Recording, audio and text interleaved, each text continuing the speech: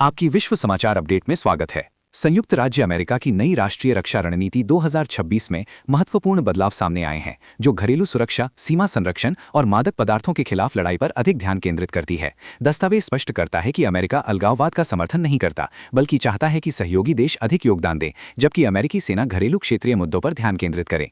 ये रणनीति पश्चिमी गोलार्ध में घरेलू सुरक्षा को प्राथमिकता देती है, जिसमें कहा गया है कि अमेरिका आर्कटिक से दक्षिण अमेरिका तक, विशेषकर ग्रीनलैंड, मैक्सिको की खाड़ी और पनामा नहर जैसे रणनीतिक स्थानों तक अपनी पहुंच सुनिश्चित करेगा।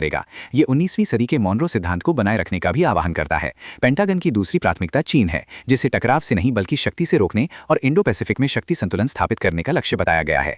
तीसरी प्राथमिकता सहयोगियों के साथ जिम्मेदारी साझा करना बढ़ाना है, जिसमें कनाडा, मैक्सिको और यूरोपीय देश शामिल हैं। चौथी प्राथमिकता रक्षा औद्योगिक आधार का पुनर्निर्माण करना है। रूस को रिपोर्ट में नाटो के पूर्वी हिस्से के लिए एक निरंतर लेकिन प्रबंधनीय खतरा बताया गया है, जिसमें अमेरिकी क्षेत्र के लिए मॉस्को के खतरों का सामना करने पर जोर दिया गया है। रिपोर्ट में पूर्व राष्ट्रपति जो बाइडेन और पिछली प्रशासनों की कड़ी आलोचना की गई है, जिसमें कहा गया है कि उन्होंने अमेरिकियों और उनके विशिष्ट हितों को प्राथमिकता देने की उपेक्षा की और राष्ट्र निर्माण परियोजनाओं तथा अमूर्त अवधारणाओं पर संसाधन बर्बाद किए। दस्तावेज में जोर दिया गया है कि राष्ट्रपति ट्रंप ने निर्णायक रूप से इसे बदल दिया है, बहादुरी से अमेरिकियों को पहले रखा है, ताकि वास्तव में अमेरिका को फिर से महान बनाया जा सके। अमेरिकी रक्षा विभाग ने कहा, हम युद्ध को रोकने के लिए तलवार और ढाल होंगे, जिसका लक्ष्य शांति है, लेकिन यदि आवश्यक हो तो देश के आवश्यक युद्धों को लड़ने और जीतने के लिए तैयार हैं। सुनने के लिए धन्यवाद।